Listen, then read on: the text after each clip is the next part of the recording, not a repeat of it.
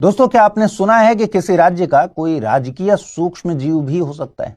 आमतौर पर तो हम यही सुनते आए हैं, किसी राज्य के राजकीय पशु के बारे में, पक्षी के बारे में या वृक्ष होते हैं, ये सब तो ठीक है। लेकिन अब ऐसा पहली बार हुआ कि एक राज्य का अब एक राजकीय सूक्ष्म जीव भी होगा।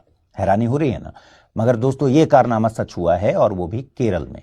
हाल ही में केरल ने एक दिलचस्प और वैज्ञानिक रूप से अहम फैसला लिया और बैसिलस सबटिलिस को अपना स्टेट माइक्रोब घोषित किया।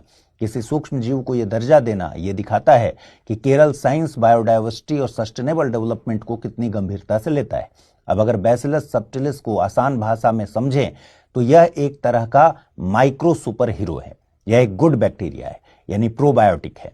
यह प्राकृतिक रूप से ह्यूमन गट में पाया जाता है और कई फर्मेंटेड फूड्स में भी मौजूद होता है। यह बीमारी फैलाने वाला बैक्टीरिया नहीं है, बल्कि सही मात्रा में हो तो शरीर और एनवायरनमेंट दोनों के लिए फायदेमंद साबित होता है। अब वैज्ञानिक रूप से देखें तो बैसिलस सबटिलस एक रॉड शेप्ड बैक्टीरिया है। यह मोटाइल होता है, यानी खुद हिल डुल सकता है।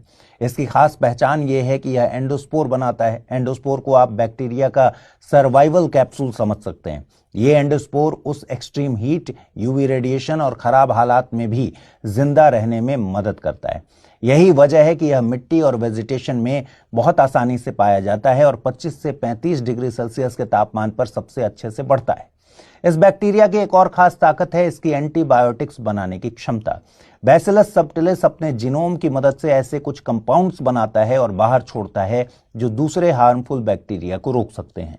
यह पॉलीमिक्सिन, डिफिसिडीन, सब्टिलीन और माइकोबैसिलिन जैसे एंटीबायोटिक सब्सटेंसेस बना सकता है। इसी कारण इसे रिसर्च और बायोटेक्नोलॉजी में काफी महत्व दिया जाता है। इसे अक्सर मॉडल ऑर्गेनिज्म के रूप में इस्तेमाल किया जाता है, खासकर एंडोस्पोर फॉर्मेशन को समझने के लिए। बीमारी के संदर्भ में देखेंगे तो बैसिलस सबटिलिस आमतौर पर नॉन पैथोजेनिक माना जाता है, यानी यह स्वस्थ लोगों में बीमारी नहीं फैलाता।